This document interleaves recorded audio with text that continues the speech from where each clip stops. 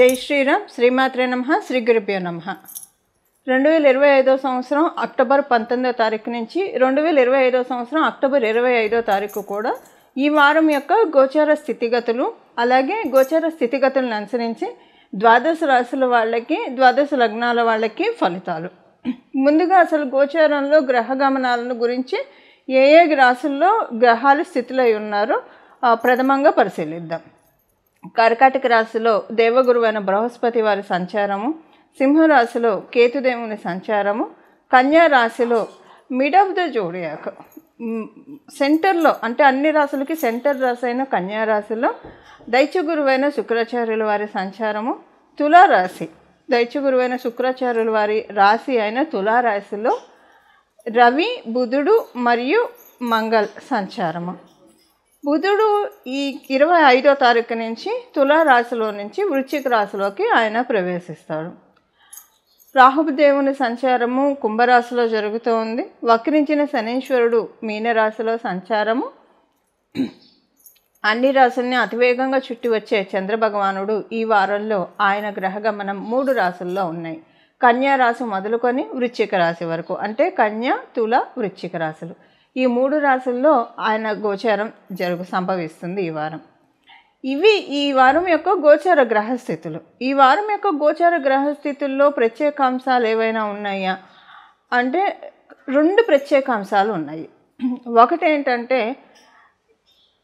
బుధ భగవానుడు రాశిలో దైత్య గురువైన శుక్రాచార్యుల వారి సంచారము, అలాగే శుక్రాచార్యుల వారి రాశిలో బుధ భగవానుడి సంచారము. కన్యా రాశిలో శుక్రదేవుని సంచారము, తులారాశిలో బుధ భగవానుని సంచారము.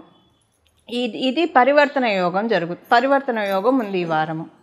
అలాగే ఈ పరివర్తన యోగము రవి బుధులు కూడా కూడి ఉండడం వల్ల సూర్యనారాయణమూర్తి ఇక్కడ నీచను పొందే స్థానము, తులారాశి ఆయనకి నీచ స్థానం అవుతుంది. ఇది ఈ వారం యొక్క స్పెషల్. ఈ పరివర్తన యోగము ఏ ఏ ఇండికేషన్స్ మనకి కలగజేస్తుంది, ఏదైనా ప్రత్యేకతని సూచిస్తుందా ద్వాదశ రాశుల వాళ్ళకి అని అంటే డెఫినెట్గా ఒక ప్రత్యేకతని సూచిస్తుంది. అదేంటి, ఇప్పుడు యూనిక్గా అప్లై అయ్యే పాయింట్ అంటే ప్రతి రాశి వాళ్ళకి మళ్ళీ విడివిడిగా పాయింట్స్ ఉంటాయి వాళ్ళ రాశిని అనుసరించి, కానీ యూనిక్గా అప్లికేబిలిటీ ఉంటుంది, కొన్ని పాయింట్స్ ఉంటాయి. అవేంటో మొదటగా మనం చూద్దాం. అసలు ఈ పరివర్తన యోగము చాలా మంచిది. అంటే యాక్చువల్గా షష్టాధిపతి సప్తమ స్థానంలో, మనం కాలపురుషుడు కుండలిలో చూస్తే సప్తమాధిపతి షష్ఠ స్థానంలో. మామూలుగా అయితే ఇది అంత మంచిది కాదు, కానీ ఇక్కడ ఈయన దైత్య గురువైన శుక్రాచార్యులు అవ్వడం వల్ల, అలాగే ప్రస్తుతం మనకి అధిచారంలో గురుడు ఉండడం వల్ల దీనికి స్పెషల్ సిగ్నిఫికెన్స్ వచ్చింది. ఈ పరివర్తన యోగానికి స్పెషల్ సిగ్నిఫికెన్స్, ఒక విశిష్టాంశం ఆపాదించబడింది గురు భగవానుడు అతిచారంలో ఉండడం వల్ల. దీనివల్ల ఏమవుతుందంటే మెయిన్గా వివాహ ప్రయత్నాలు చేసే వాళ్ళకి చాలా మంచి చక్కటి శుభ సమయము. ఏదైనా ఇబ్బందులతోటి వివాహ ప్రయత్నాలు ముందుకు సాగకపోతూ ఉన్నా, అలాగే వివాహితులకి ఏవైనా వాళ్ళ జీవితాల్లో మనస్పర్ధలు ఉన్నా అవి తొలగిపోవడానికి, వివాహం సెట్ అవ్వట్లేదు, ఎన్ని చూసినా ఏదో ఒక కారణాల రీత్యా వెనక్కి వెళ్ళిపోతుంది అనుకున్న వాళ్ళకి అవుతుంది.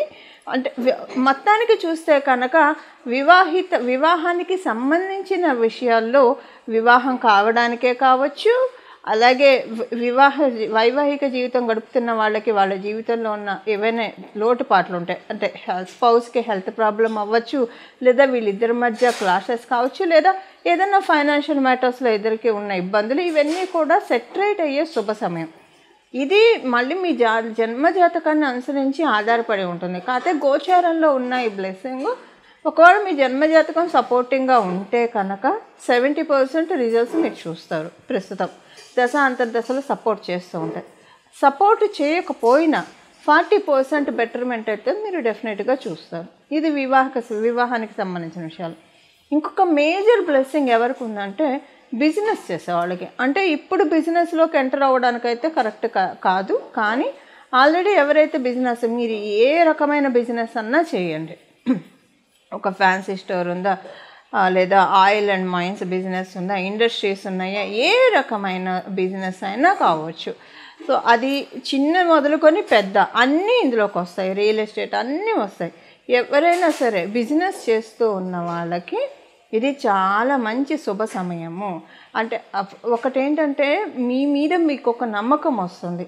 ఒక బిజినెస్ అంటే మనకినా చాలామందిని పెట్టుకునే వాళ్ళు కొంతమంది ఉంటారు. కొంతమంది ఏంటంటే కొంతమందితోటి వాళ్ళు నడుపుతూ ఉంటారు. సో ఏదైనా సరే బిజినెస్ ఒక ప్రౌడ్ మూమెంట్గా అయ్యే టైము బిజినెస్ చేసే ప్రతి ఒక్కళ్ళకి అప్లికేబిలిటీ అవుతుంది. మీరు ద్వాదశ రాశుల్లో ఏ రాశిలో అన్నా పుట్టండి, ద్వాదశ లగ్నాల్లో ఏ లగ్నాల్లో అన్నా పుట్టండి, 27 నక్షత్రాల్లో ఏ నక్షత్రానికి సంబంధించిన వాళ్ళైనా కావచ్చు. ఇది బిజినెస్ చేసేవాళ్ళకి అప్లికేబిలిటీ ఉంది. చాలా మంచి సమయము, యూనిక్గా అప్లికేబిలిటీ ఉండే పాయింట్. ఇక్కడ ఏంటంటే ఒక విషయం, కానీ ఇప్పుడు బిజినెస్ స్టార్ట్ చేయడానికైతే అనుకూలం కాదు, ఎవరికి అనుకూలం కాదు. కానీ చేస్తూ ఉన్నప్పుడు ఇది ఇందాక నేను చెప్పాను, కండిషన్ అప్లై. మీ జన్మ జాతకంలో ప్రస్తుతం టైం బాగా సపోర్టింగ్గా ఉంటే ఇదేమవుతుందంటే మొత్తం మీరు తీసుకోగలుగుతారు. సపోర్టింగ్గా లేకపోయినా 40% మీరు తీసుకుంటారు. ఇప్పుడు ఒక ఆపరేషన్ చేయాలంటే ముందు షుగరు, బీపీ ఇవన్నీ చెక్ చేసే కదా డాక్టర్ గారు చేసేది. మొత్తం అన్ని లెవెల్స్ చెక్ చేసే కదా చేసేది. చేస్తేనే అప్పుడే ఆ వైద్యం వాళ్ళకి అనుకూలంగా ఉంటుంది. సో అలాగే అంటే అబ్జర్వ్ చేసుకుంటుంది వైద్యాన్ని శరీరం. అలాగే మీ ఆస్ట్రో బాడీ కూడా యోగాన్ని అబ్జర్వ్ చేసుకోవాలంటే ఇప్పుడు మీకు ఒకవేళ బాగా ఉందనుకోండి, మంచి మహర్దశలో ఉంటే డెఫినెట్గా మొత్తం మీరు బ్లెస్సింగ్ తీసుకోగలుగుతారు. లేకపోయినా 40% బ్లెస్సింగ్ మీకు డెఫినెట్గా వస్తుంది. ఇది యూనిక్గా ఈ ఈ ఈ వారం అందరికీ అప్లికేబిలిటీ ఉండే పాయింట్ యూనిక్గా ఉండేది.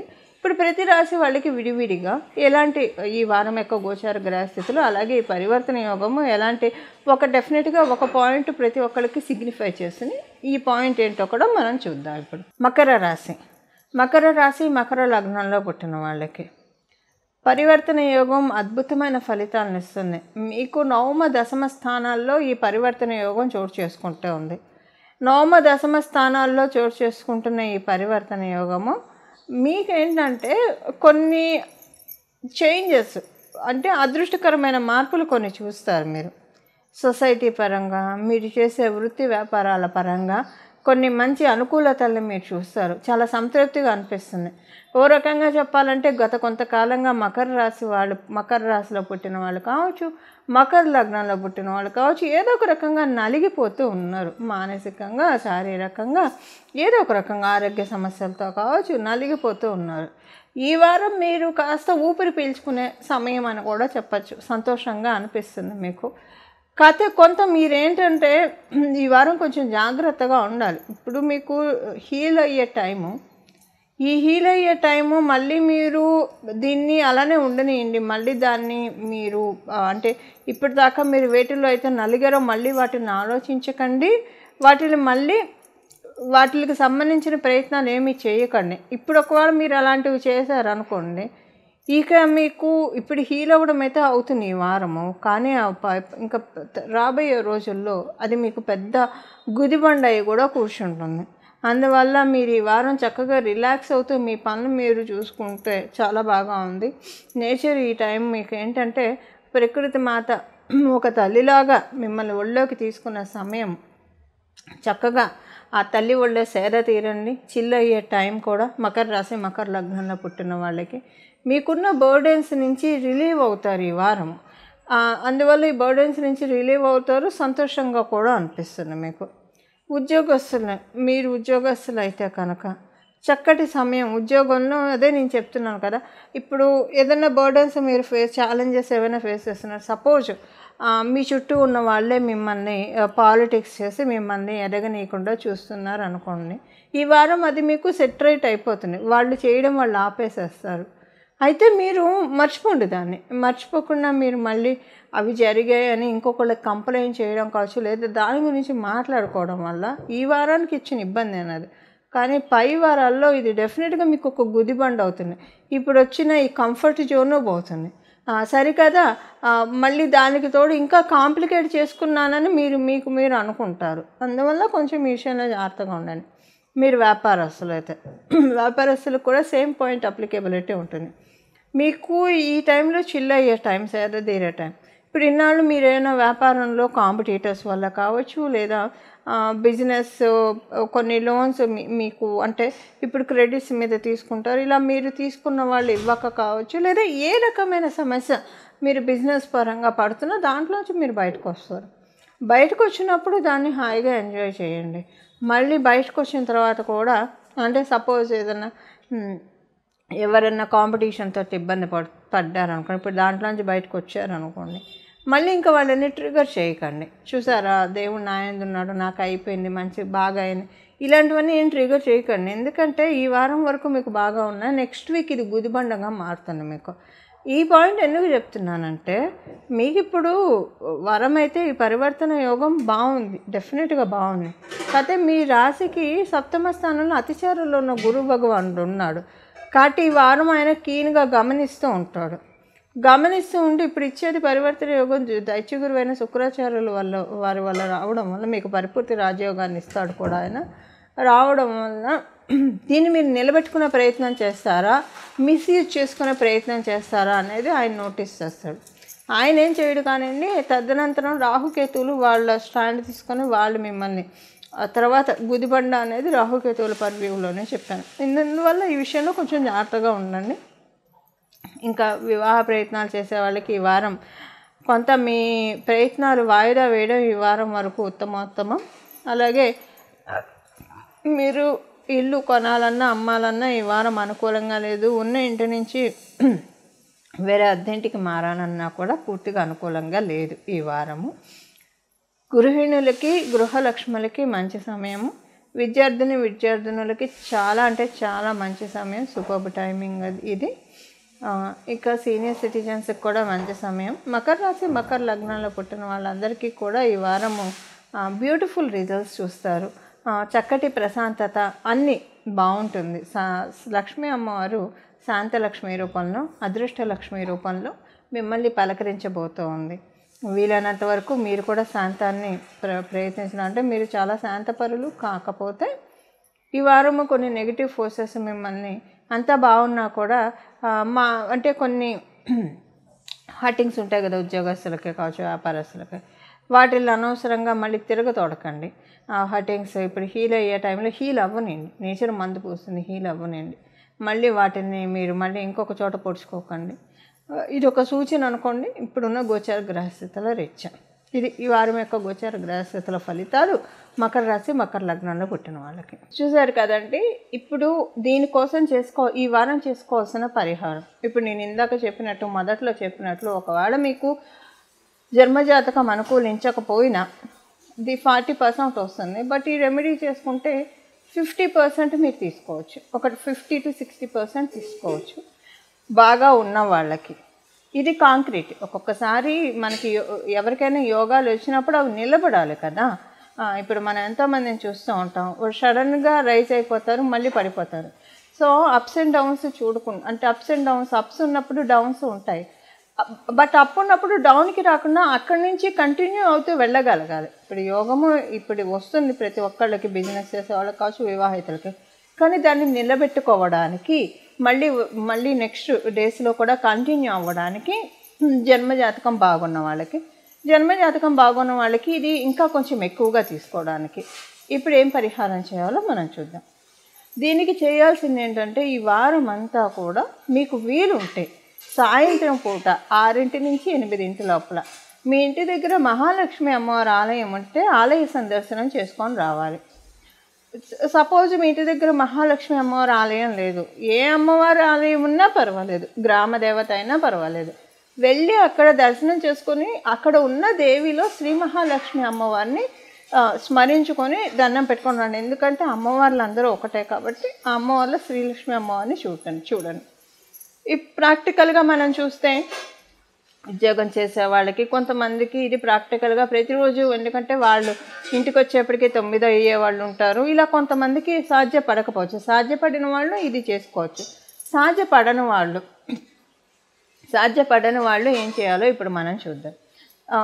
సాయంత్రం పూట 6 నుంచి 6:30, ఇంకా కుదిరితే 7 లోపల అమ్మవారికి సంబంధించిన ఈ నామాన్ని జపించండి.